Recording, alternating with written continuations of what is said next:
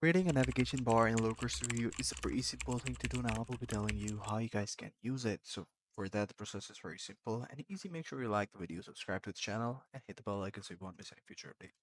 So I will be providing the Looker Studio link in the description below, and let's get to the cheese. So all you have to do is go to the report and go to the insert option, and in the insert option, make sure that you add a shape or a clickable button. So for example, I'm just gonna go ahead and click on like shape. For example, that could be a rectangle, or I can just simply go ahead and add a button to it. So for example, if somebody have to go for the navigation bars, they could simply go ahead and click on the button.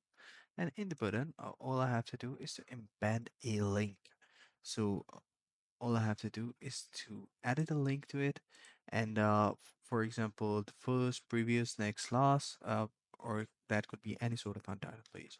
So I'm just gonna go ahead and click on the last button and go to the apply option. So I can name this thing so anything that I want to, for example, navigation bar.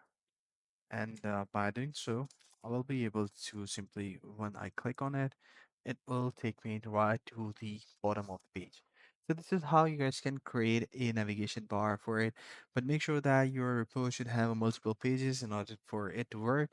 And you can set the style, customize color, fonts, align to the match to your dashboard design. So this is how you guys can do it. I hope you find this video helpful. If you do, please consider subscribing to our channel. Take care. Bye bye.